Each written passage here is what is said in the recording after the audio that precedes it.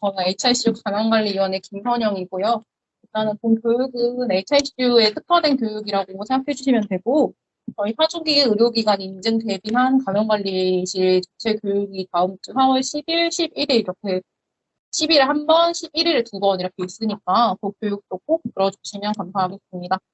저희 본 교육의 주제는 첫 번째 올바른 손위생, 두 번째 클랩시에 관해 설명드릴 거고, 세 번째로는 HICU 감염관리 문화에 대해서 바뀐 상황에 대해서 설명드리려고 하고 있습니다.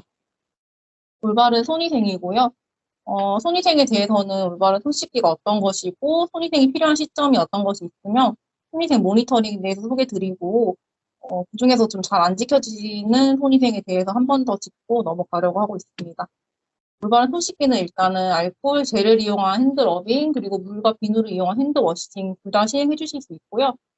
둘 다 마찬가지로 마찰 시간은 최소 15초 이상 시행해 주셔야 되고, 핸드러빙의 경우에는 눈에 보이는 오염물질이 없는 경우에 언제라도 시행이 가능하고, 최소 15초 이상 알코올젤을 충분히 짜서 이게 다 마를 때까지 시행을 해 주셔야 됩니다. 핸드워싱의 경우에는 눈에 보이는 오염물질이 있거나 아니면 배변 간호 후에 특히 CTPC의 균주가 동정되는 환자를 접촉하신 선생님들께서는 반드시 물과 비누를 이용해서 손위생을 시행해 주셔야 되고 15초 이상 씻어주시면 적절성이 충족이 되지만 물이랑 비누로 씻는 거기 때문에 30초에서 60초 동안 흐르는 물에 씻어주셔야 되는 게 있습니다. 손 씻기는 손위생 5단계가 있고요. 상대적으로 손등이랑 손바닥 같은 경우에는 선생님들이 대충 씻어도 마찰이 되는 경우가 많은데 손톱 끝, 엄지손가락, 손가락 사이 같은 경우에는 신경 써서 시행해 주시지 않으면 마찰이 안 되는 경우가 많고 그리고 한 부위당 5회 이상씩 충분히 문질러서 시행을 해주셔야 됩니다. 이렇게 순서가 있고요. 손바닥, 손등은 잘 되고 있지만 손가락, 손톱 끝, 손가락 사이 이렇게 잘 되지 않는 부분 신경 써서 봐주시고 오른쪽 그림 같은 경우에는 붉은 거를 병원균이라고 생각하면 이해가 쉬우실 것 같고요. 색깔이 짙어질수록 손위생이 잘 누락되는 부위라고 생각해 주시면 될 것 같습니다. 손위생이 필요한 시점은 이렇게 5가지가 있고 환자 접촉 전후, 청결 및 묵은 시술 전, 혈액 및 체액 접촉 후, 그리고 주변 환경 접촉 후에 손을 씻어주셔야 되는데 하나하나씩 짚고 넘어가기 전에 간단하게 환자 공간에 대해서 먼저 설명을 드리면 환자 공간이라는 거는 한 명의 환자를 중심으로 가구, 기계, 기구를 포함해서 보통은 커튼이나 벽으로 구획된 공간을 의미를 하고요. HICU의 경우에는 오픈베드는 노란 선으로 지금 바닥에 구분이 되어 있고 격리실의 경우는 격리실 전실은 다 청결 공간, 그리고 격리실 내부는 다 환자 공간이라고 생각해 주시면 됩니다. 첫 번째 인디케이션으로는 환자 접촉 전이 있고 이거는 의료진의 손에 묻어있는 균이 환자한테 전달되는 것을 막기 위함이고요. 두 번째 인디케이션은 청결 및 묵은 시술 전이 있는데 이거는 이 시술을 통해서 환자의 몸속으로 균이 들어가는 것을 막기 위함인데 묵일 시술 같은 경우에는 오히려 시행이 잘 되고 있는데 오히려 청결 시술 전에 시행이 안 되는 경우가 많거든요. 예를 들어서 메디케이션 카트에서 투약 경로랑 상관없이 일단 투약을 준비하는 과정도 손위생을 해주셔야 되고 그리고 드레싱 준비하기 전에도 손위생 하시고 환자 식사 준비 전에도 손위생을 꼭 시행해 주셔야 됩니다. 그리고 환자 접촉 전에 저희가 손위생을 하고 가운 장갑 끼고 환자한테 들어오더라도 손위생을 해야 되는 이유가 또 발생을 하면 시술 직전에 반드시 새로 손위생을 하고 장갑을 껴주셔야 되고요. 제일 안 지켜지는 부분이 흡인인데 석션을 하기 전에 이제 저희가 장갑 끼고 들어가서 멸균 폴리글러브로 갈아 끼기 전에 손위생을 잘 하시고 나서 또 멸균 폴리글러브로 갈아 끼고 석션을 시행을 해주셔야 되고 선생님 저희들 나이트리 장갑 위에 절대로 멸균 폴리글러브 끼고 흡인하시면 안 되십니다. 세 번째 인디케이션으로는 혈액 및 체액 접촉 후가 있고 이건 직원과 병원 환경을 보호하기 위한 목적이고요. 일단은 이 부분은 잘 지켜지는데 제일 안 되는 부분은 속표기로 저희 검체 보내고 나서도 혈액 및 체액 접촉 후에 해당되기 때문에 꼭 손위생 시행해 주셔야 되고 주의사항은 장갑을 벗은 후에 선생님들이 다른 청결 공간 러싱 카트를 만드신다든지 컴퓨터를 한다든지 하고 나서 손위생을 하시면 이거는 손위생을 안 한 걸로 간주가 되기 때문에 장갑을 벗은 직후에 바로 손위생을 해주셔야 됩니다. 환자 접촉 후는 다른 환자나 직원 그리고 환경이 오염되지 않도록 하기 위한 목적이고요. 잘 지켜주고 계시지만 일단 이거는 환자 공간이 굉장히 중요한데 환자 공간에서 벗어나기 전에 손위생을 해주셔야 되고 아까랑 마찬가지로 혼자 공간에서 잘 가운 벗고 장갑 벗고 잘 나오셨는데 다른 청결 공간에 접촉한 다음에 손위생을 하시면 이거는 손위생 안 한 걸로 간주가 됩니다. 다섯 번째는 환자 주변 환경 접촉 후고 환자의 환경에도 환자랑 동일한 균이 분포를 하고 있다고 간주를 하기 때문에 손위생을 해주셔야 되는 거고요. 저희 뭐 페이션트 모니터라든지 1인치 펌프, 인퓨전 펌프 잠깐 알람 끄는 거 그리고 CRIT 알람 끄고 나서도 환자 주변 환경 접촉 후로 간주가 되기 때문에 반드시 손위생 해주셔야 됩니다.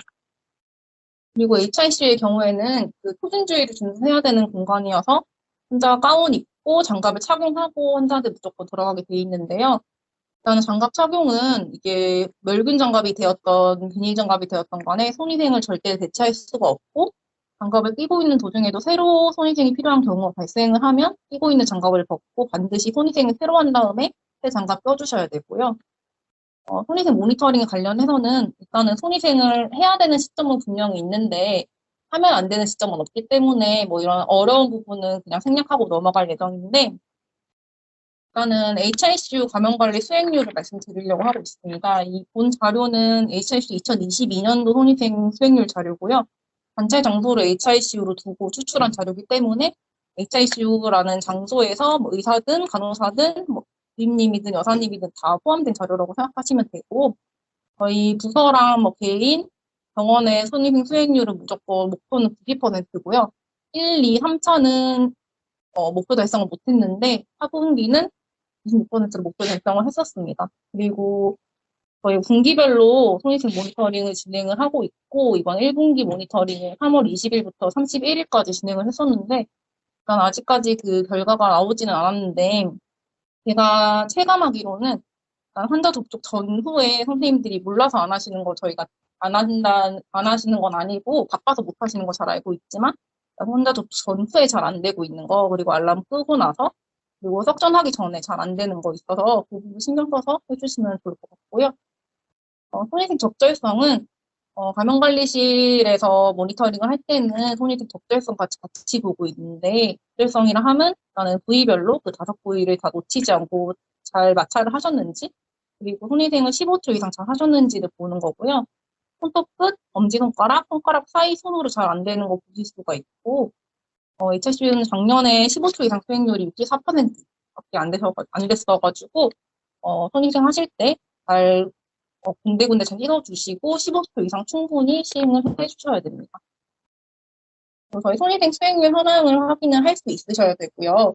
저는 ESS에 들어가셔서 저희 뭐 월급이나 휴가 신청하는 곳 안에서 조금만 더 스크롤 내려주시면 지표 관리의 손위생 수행률 현황이라는 란이 있고 거기 들어가시면 선생님들 연도별로 개인 부서 병원의 수행률 현황 보실 수가 있고요. 관찰 건수까지 클릭을 하시면 몇 월 며칠에 어떤 상황에서 손을 씻었는지 혹은 안 씻었는지까지 볼 수 있기 때문에 각자 시간 되실 때마다 한 번씩 확인해 주시면 감사하겠습니다. 그중에서 잘 안 지켜지는 거는 혼자 공간이랑 청결 공간 구분하는 거를 조금 어려워하시고 모니터 알람 끄고 나서 잘 안 찍는 경우가 많았고요. 혼자 단순 전후는 상황인지라 좀 안 되는 경우가 많았던 적이 있었고 용병 간호 하면서 소어 드레싱 할 때는 감염 관리를 특히 더 주의를 해주셔야 돼가지고 그 부분에 대해서는 한 번 더 짚고 넘어가도록 하겠습니다. 저희 기저귀 교환할 때 일단은 과정을 다 설명드리기는 시간상 어려울 것 같고요. 일단 준비물은 기저귀나 디펜드, 그리고 물티슈 준비해 주시고 장갑 갈아 끼셔야 되기 때문에 장갑 준비하고요. 드레싱 물품도 가능하면은 미리 챙겨 놓으시는 게 좋고 정말 중요한 거는 폐기물 봉투. 오염된 폐기물을 바로 버릴 수 있도록 주황색 폐기물 봉투까지 같이 준비해서 또 기저귀 교환해 주셔야 되고요. 중요한 부분만 제가 모아놨는데 환자의 용변에 오염된 사람은 1명으로 제한합니다. 저희가 팩케어 보통 4명에서 5명 정도 한 번에 하는데 변을 치우는 사람은 한 명의 선생님으로 제한을 해주셔야 되고요. 다른 선생님들은 도와주고 싶은 마음은 많겠지만 일단 한 선생님만 계속 변을 치우도록 하셔야 되고 그리고 변 치우다가 저희가 뭐 석전을 해야 된다든지 다른 처치를 해야 되는 일이 생기면 반드시 손위생 하시고 나서 깨끗한 손으로 장갑 새로 끼고 시행해 주셔야 되고요. 추가적으로 물품이 필요하면 가능하면은 자리 벗어나지 않고 밖에 있는 선생님한테 도움 요청하시고 어려운 경우에는 가운이랑 장갑 다 벗고 나서 손위생 실시하고 가져오셔야 되고 이건 저희 선생님들뿐만 아니라 주임님들도 잘 못 지키는 경우가 있어서 일단은 꾸준하게 스피크업 할 예정입니다. 그리고 이제 손위생은 이걸로 마무리를 하고 두 번째는 클랩시고요. 일단은 클랩시가 어떤 것이고 클랩시 번들이 무엇이 있으며 안전주사 실무 그리고 3웨이랑 리들리스 커넥터 관리하는 것까지 하고 마무리하겠습니다. 클랩시라는 거는 중심정맥관 관련 혈류 감염을 의미를 하고 있고 이거는 저희가 뭐 뉴모니아라든지 COD 같은 이런 임상적인 진단은 아니고 이 감염 관리의 정의에 따른 기준에 부합하는 거를 이제 보고 클랩시라는 정의를 내리게 되어 있는데요. 일단 클랩시가 사실은 왜 중요하냐면 저희가 신체 방어의 한 70% 이상을 피부가 담당을 하고 있는데 그 피부를 그 배리어를 뚫어가지고 꼭 필요하니까 일부러 카테터를 거치를 해놓은 거고 반대로 생각하시면은 이거는 환자가 septic 컨디션으로 빠질 수 있는 지름길을 일부러 만들어 놓은 거기 때문에 정말 많이 중요하게 관리를 해주셔야 되거든요. 그래서 클랩시에 대해서 다시 설명을 드리는 거고요. 클랩시는 가장 흔한 삽입 경로는 감염 결론을 피부 상재균에 의한 감염이라고 하고 있고 원인균은 이론적으로는 저희 노즈컬처 나가는 그 스테파로코쿠스 그리고 엔테로코쿠스 바시네토바우마니가 있고 최근에 저희 많이 봤던 칸디다 같은 진균 감염도 최근에 증가하고 있다고 하고 오른쪽에 있는 도표는 이제 2021년도 세브란스 병원에서 클랩시 원인 미생물 관련한 도표인데 저희 병원 같은 경우에는 엔테로코쿠스 페시움, 캔디다 그리고 클랩시엘라 뉴모니아 순으로 균 배양이 많이 됐던 거를 보실 수가 있습니다. 그래서 최근에 저희 장기 환자분들 컬처에서 선생님들이 정말 많이 보셨던 균들 세 가지가 아닐까 하고요. 유심히 보셔야 될 거는 아시네토 바우마니 그리고 수도모나스 정도까지도 같이 봐주시면 좋을 것 같아요. 그래서 저희가 왜 하필이면은 클랩시에 대해서 계속 강조를 하냐 싶으실 수 있는데 선생님들 조금 경력이 있는 선생님들은 기억하실지는 모르겠지만 저희가 2019년부터 21년도까지는 HICU 감염관리위원회에서 주로 VAP에 대해서 토의도 진행을 했었고 교육 자료도 정말 많이 만들고 교육도 진행을 했었는데요. 지금 VAP가 없어져서는 절대 아니고 클랩시가 너무 많이 참가를 하고 있어서 클랩시를 저희가 주 주제로 잡고 있는 거고 지금 보여드리는 자료는 2021년부터 22년도 초반까지 자료고 보시면 HICU가 클랩시 나오는 비율이 굉장히 적어서 초록색이고 이때 목표 달성을 해가지고 감염관리실에서 클랩시 프리 포상도 받고 그랬었던 적이 있었거든요, 잠깐. 근데 일단은 이거는 작년의 자료예요. 그래서 보시면은 잘 안 보이시겠지만 2022년도에 클랩시가 5.03이고 2021년도에 비해서 2배 이상 증가를 하신 거를 보실 수가 있거든요. 근데 이 클랩시에 묻혀서 잘 안 보이시겠지만 VAP랑 UTI도 만만치 않게 비율이 어마어마하게 있는 걸 볼 수가 있어가지고 선생님들이 삽입기구 관련한 감염을 좀 많이 신경 써서 관리해 주셔야 되는 게 있고요. 그리고 이건 제가 환자 이름이랑 등록번호를 지운 상태로 보여드리긴 했는데 뭐 진료과나 주치 보시면은 누군지 약간 짐작가는 환자분들도 있으실 거예요. 저희 장기 환자분들이 최근에 균이 동정이 돼가지고 컨디션이 많이 안 좋아지시는 걸 많이 보셨을 거예요. 이거는 CP 관련한 자료였고 그래서 지금 VR이도 엄청 많았는데 CP가 정말 유난히 많았었거든요. 그래서 가드네 성분 관리도 좀 잘 해주셔야 되고요. 플랩시 번들에 대해서 설명드리면 플랩시 번들이라는 거는 일종의 체크리스트, 감염관리 체크리스트라고 보시면 되고 첫 번째로는 손위생, 제일 중요한 손위생이 있고 두 번째로는 MBP라고 해서 최대 멸균 차단법이고 쉽게 말씀드리면 실라인 삽입하기 전에 모자 쓰고 마스크 끼고 멸균 가운 장갑 착용하는 거를 의미를 하고 있습니다. 그리고 저희 자주 쓰는 2% 헥클로렉시드는 피부 소독해 주셔야 되고요. 톡시디놀이라고 하는 상품명으로 최근에는 쓰고 있는데 이거를 삽입을 하거나 아니면은 드레싱을 할 때 적어도 30초 이상 이 2% CHG를 이용해서 피부 소독을 하고 있고 소독제가 잘 마른 후에 마르면서 이제 소독 효과가 있기 때문에 마른 후에 카테터 삽입하고 드레싱제 부착해 주셔야 되는 거 있고요.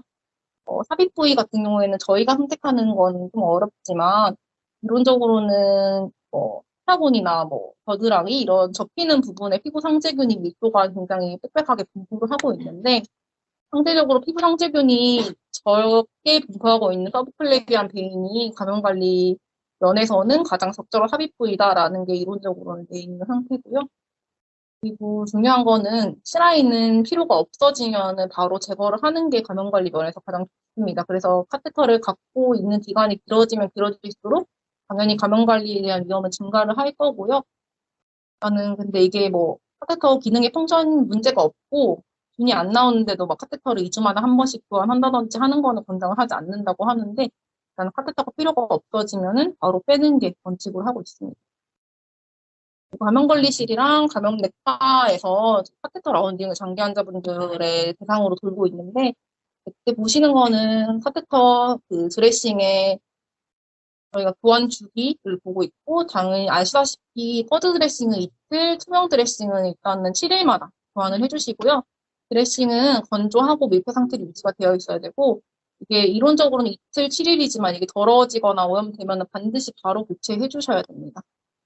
그리고 카테터 그 드레싱을 하실 때는 잘 아시겠지만 일단 CH를 이용해서 30분 동안 소독을 하시고 드레싱은 더러워져 있으면 저희가 어사인 잡이 표지전달 신청하는 것까지가 저희 잡이 아니고 드레싱 유지가 안 되면 바로 드레싱 새로 시행하는 것까지가 어사인하는 일이니까 바로 시행해 주시고요. 그리고 CHG 겔 드레싱 최근에 정말 많이 쓰고 있는데 겔 드레싱 같은 경우에는 삽입 부위뿐만 아니라 그 슈처 사이트까지 모두 덮을 수 있는 크기를 선택하셔야 돼서 저희 조그마한 CHG 겔 드레싱이 혼자 오늘 저희 어덜트드 C라인 그 맥카테터는 슈처까지 덮을 수가 없거든요. 그래서 그 사이즈 잘 선택해가지고 드레싱 시행해 주셔야 됩니다. 안전투사 실무로 넘어가면 잘 지켜주고 계시지만 일단은 특히 IV 하실 때는 손위생 및 유분기 준수 잘 해주셔야 되고요. 장갑은 손위생 대체할 수 없기 때문에 장갑 잘 끼시고 일단 장갑 착용 전후에 손위생 잘 해주셔야 됩니다. 그리고 이제 주사기랑 주사바늘 관리하는 거는 다들 잘 해주시는데 되도록이면 주사기 미리 꺼가지고 보관하지 마시고 사용하기 직전에 주사기 포장 제거하시는 게 원칙이고요.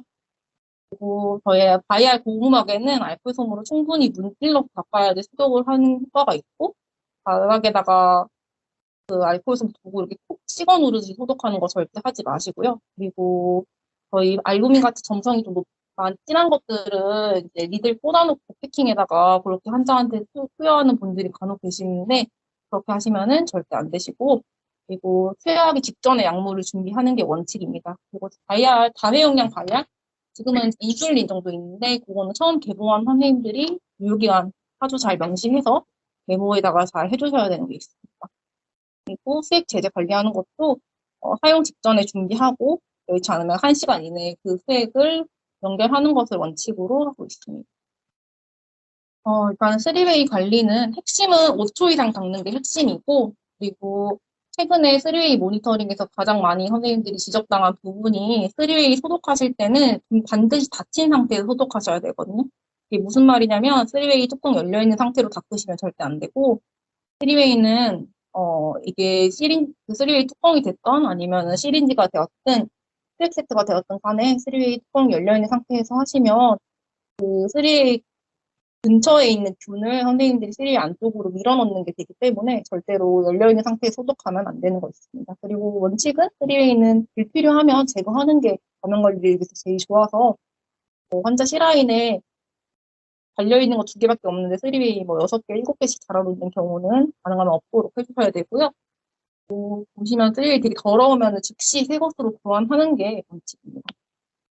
이거는 3웨이 5초 닦는 게 얼마나 중요한지를 그림으로 나타낸 건데 이거 넘어갈 거고 3웨이 사용 관리 시점이 원내에 있는데 아까 말씀드린 거랑 마찬가지로 핵심은 5초 이상 닦고 3웨이는 닫힌 상태에서 닦는 것이 핵심이라는 게 지금 말씀드리는 거고 그리고 수술 환자 3웨이 관리하는 게 중요하고요. 제가 최근에 모니터링 하면서 교육자를 만들고 할 때 느낀 점은 HIC에서 감염관리에 제일 적이 사실 수술 환자 받는 상황인 것 같거든요. 너무 바쁘고 발달도 흔들리고 손도 많이 딸리고 그래가지고 감염관리가 잘 안 되는 경우가 굉장히 많은데요. 일단은 중요한 거는 역할 분담을 좀 해주셔야 될 것 같아요. 그래서 좀 이따 나오겠지만 C라인을 다루는 선생님은 되도록이면 한 분으로 제한을 해서 선생님이 이제 가능하면 다른 처치하거나 해서 손이 오염되지 않도록 해가지고 인젝션 담당해 주시고요. 그리고 수술 후에 환자 바이탈이 허락을 한다면 다이렉트 3웨이는 가능하면 하나만 적용해서 디펜드 튜브는 나이트 때는 이제 바이탈 괜찮으면 연결해가지고 엔도트라케 튜브에서 거리를 둬서 2차 감염 예방해 주셔야 되고요. 손띠 적용해서 3웨이 감싸는 것까지 잘 해주시는데, 손띠는 오염되면 바로 교환을 해 주셔야 됩니다. 청결하게 3웨이 조작하는 거는 이렇게 환자한테 들어가서 손띠 열고, 핵심은 이제 기존 장갑 벗고 손위생하고 새 장갑을 껴주셔야 되는 게 핵심이고요. 3웨이 조작하게 될 때는 이제 환자 시라인 만지기 전에 다른 뭐 펌프 만지시거나 환자 만지거나 해가지고 다른 환경 접촉을 했으면은 다시 손위생하고 3웨이 조작해 주셔야 되고, 특히 이제 발에서 붓 나오는 환자는 더 철저하게 지켜주셔야 되고요. 아까 말씀드린 것처럼 역할 분담을 해주셔야지 감염관리관 혹은 선생님들 이제 근무하는 효율 면에서 훨씬 좋을 것 같습니다. 그래서 저희 프리오라고 부르는 리들리스 커넥터의 경우에는 인젝션 전후에 알코올 솜으로 5초 이상 충분히 닦는 게 중요하고요. 이 포트를 정말 잘 닦아주셔야지 감염관리 리들리스 커넥터를 쓰시는 이유가 있는 게 되거든요. 그리고 사용하기 전후에 그 노벨셀라인으로 카테터는 충분히 플러싱을 해주셔야 되고, 가능하면은 저희 포즈라고 부르는 프리필드 시린지 사용하는 것을 권고를 하고 있습니다. 또 제가 좀 공부드리고 싶은 부분은 자료에는 없긴 한데, 수환관측 카테터 제거하고 나서 끈 뚜껑이 있잖아요. 뚜껑 반드시 닦아주시고, 여의치 않는 경우가 뚜껑을 뭐 잃어버렸거나, 뚜껑이 컨타됐거나 하는 경우에는 반드시 꼭 필름 드레싱이라도 적용을 해서 그 부분을 막아주셔야 되고요. 그게 오픈되어 있는 상태로 계속 방치를 하시면 선생님들이 구멍으로 눈을 다이렉트로 심장 안쪽에 밀어넣는 게 되기 때문에 많이 신경 써주시고, 선생님들 때 제거한 게 아니더라도 나는 맥카테터 갖고 계신 분들은 수완 잘 막혀 있는지 확인해 주시면 너무 감사할 것 같습니다. 마지막으로 HICU 감염관리 문화에 대한 설명이고요. 네모 박스가 제가 계속 넣어놨는데 이건 저희 원내 감염관리 지침 중에서 발췌를 한 거고, ICU에서 감염관리가 왜 중요한지를 적어놓은 거고요. 환자 공간이랑 청결 공간 구분하는 게 중요하고, 최근에 제일 많이 바뀐 부분이라고 하실 수 있을 것 같아요. 그래서 환자 공간이라는 거는 환자를 중심으로 그 주변 환경까지 포함한 공간이고, 청결 공간이라는 거는 그 의료 환경 내에 환자 공간을 제외한 영역이고, 이거는 베드마다 좀 다를 수 있어서 보통 널싱 카트는 무조건 청결 공간이라고 생각하시면 됩니다. 상대적으로는 환자 공간에 비해서 청결 공간이 더 깨끗하게 유지를 해야 된다라고 쉽게 생각해 주시면 되고요. 일단 공통 원칙은 환자 공간에 들어가기 전에 손위생하고 가운 장갑 끼는 것, 그리고 일단은 청결 공간에서는 가운이랑 장갑 끼고 나서 청결 공간에 계시면 안 되시고, 그리고 환자 공간에서 오염된 가운 및 장갑은 환자 공간에서 손위생 다 하시고 청결 공간으로 들어오셔야 되는 점이 있고, 이 패드가 어떻게 됐건 간에 널싱 카트는 무조건 청결 공간이라서 청결하게 관리를 해 주셔야 됩니다. 그리고 저희 개방병상이라고 부르는 패드는 1번부터 14번 침상에 해당이 되고 있고요. 바닥에 노란 선으로 구분이 되어 있어서 노란 선 안쪽이 이제 환자 공간이 되는 거고, 바깥쪽이 청결 공간이 되는 건데, 일단 오픈 패드에서는 널싱 카트 그리고 컴퓨터 전화기까지 다 청결 공간이고, 환자 침대랑 모니터 이런 주변 환경이 환자 공간이 됩니다. 그래서 환자 공간 나오고 들어가고 나오고 할 때 가운 장갑 끼고 손위생 다 하는 거 필수로 시행해 주셔야 되고, 선생님들 청결 공간에서 이제 오픈베드에서 가운이랑 장갑 다 끼고 컴퓨터 만지시고 전화 받으시고 이렇게 하면 뭐 널싱 카트에서 소액 주제하시고 이러면 안 되는 게 원칙이고요. 가장 많이 바뀐 폐쇄 병상이고 저희 IR이라고 부르는 15, 16, 17번 병상에 해당이 되는데 전실은 모두 청결 공간으로 이제 간주를 하고 있고요. 그래서 널싱 카트를 전실로 보관하는 게 최근에 가장 큰 변화였고, 컴퓨터는 침실에 보관을 하고 있습니다. 그래서 선생님들이 이 15, 16, 17번 베드 담당 선생님들이 환자 근처에서 차팅을 하고 싶으시면은 선생님들 가운 다 장갑 다 끼고 나서 컴퓨터 만져주셔야 되고, 반대로 널싱 카트는 전실에 무조건 보관을 해주셔야 되고요.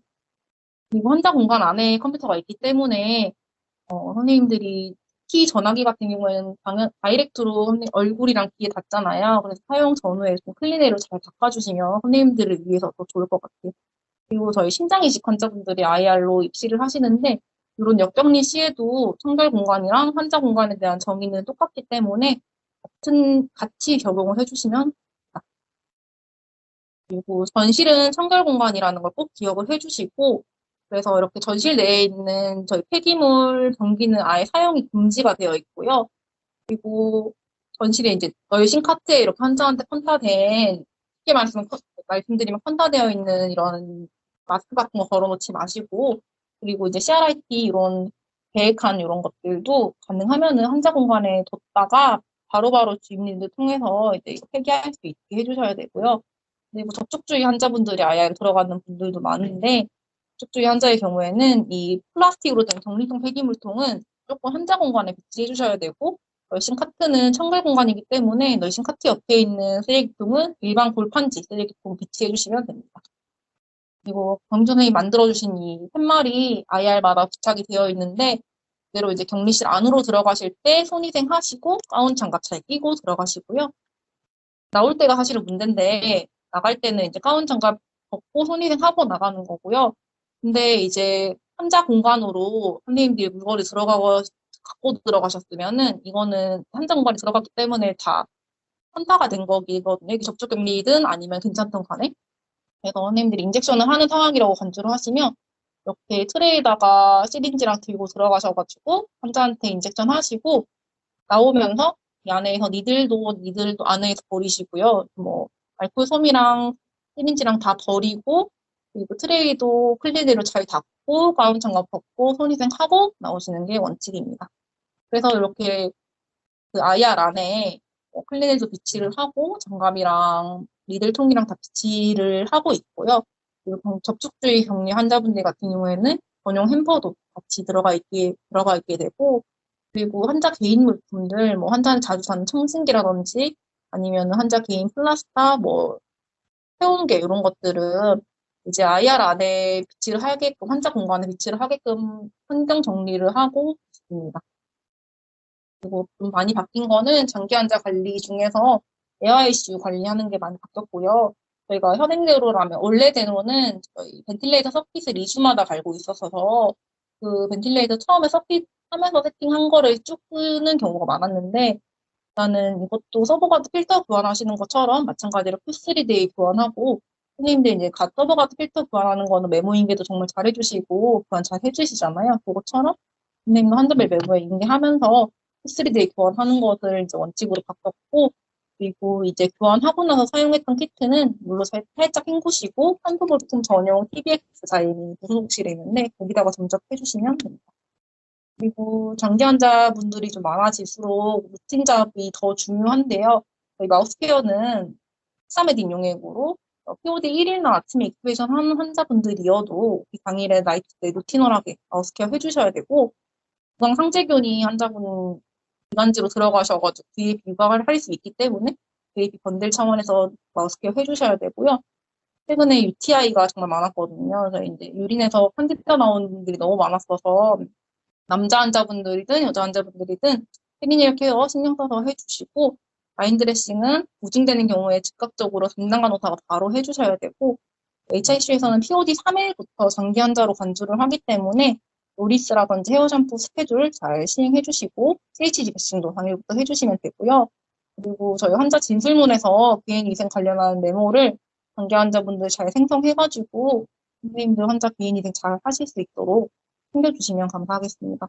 그리고 CHG 배싱도 프로토콜이 있거든요. 제가 POD 3일 이상 환자분들 저희가 일괄적으로 시행을 하고 있고 패드는 이렇게 나눠가지고 CHG 배싱은 일단은 구획을 나눠가지고 하는 게 중요하고 그리고 잘 모르셨던 분들이 있을 건데 커트 드레싱 말고 필름 드레싱의 경우에는 그 드레싱 부위도 CHG 그 타올로 다 닦아주셔야 되거든요.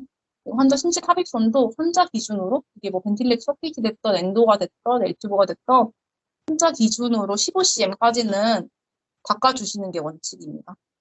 CHG 배싱하고 이것도 마찬가지로 마르면서 또 효과가 있기 때문에 충분히 잘 말려주셔야 되고 겨드랑이랑 서해부 같은 접히는 부분에 피부 상재균이 많기 때문에 세심하게 잘 닦아주시면 되는 게 있습니다. 그리고 저희 감염관리위원회에서 2달에 한 번 홀수달마다 뉴스레터를 발행을 하고 있는데요. 저희 이제 올바른 위관 관리에 대한 뉴스레터를 ICO 내에 비치를 했는데 일단은 핵심은 저희 C라인이랑 엘튜브 내추럴 거는 거랑 반대로 저는 그래서 교차 감염을 예방할 수 있도록 보통 오른쪽 주글라에 C라인이 있기 때문에 그 3베이랑 반대 방향으로 환자 왼쪽으로 엘튜브 내추럴 걸어주시면 좋고 애기들 물컵 갈듯이 어른들도 물컵은 데일리 나이트마다 교환해서 교환하신 선생님이 언제 가라는지 적어주시고 NMR 시린지도 계속 쓰지 마시고요. 기마다 교환하고 사용하고 나면은 물로 세척하고 깨끗하게 건조해서 깨끗하게 관리를 해주시면 감사하겠습니다. 그리고 이제 마지막으로 HICU 내에 스피커를 좀 활성화해 주시면 좋을 것 같고요. 저희는 이제 다른 ICU들에 비해서 HICU 들어오는 게 조금 까다롭잖아요. 뭐 신발도 갈아 껴야 되고 가운도 입고 해야 되는데 처음 HICU 방문하는 분들은 이게 잘 안 지켜지는 분들이 많아서 선생님들이 이제 발견하면은 가운 입고 신발 갈아 신으셔야 된다라고 얘기를 해주시면 좋고, 그리고 주위에 뭐 동료 선생님들이든 아니면 전공이든 예비 선생님들이든 개인보호 착용 안 하시고 표준주의 안 지키는 분들이 있으면은 가능하면 스피크업 해주시면은 정말 좋을 것 같습니다. 그리고 본인 개인 물품 그리고 HICU 환경 전반적으로 깨끗하게 관리해 주시면 감사할 것 같고요. 감염관리위원회 목적이 뭐 계속 그렇게 규칙을 만들어가지고 일을 하기 힘들게 하려는 게 아니고 원칙 지키는 선에서 가장 편안한 방법을 찾는 게 저희의 목적이기 때문에 관련 문의 있거나 건의 있으시면 언제든지 저희한테 말씀해 주시면 정말 감사합니다. 네, 교육 들어주셔서 감사합니다.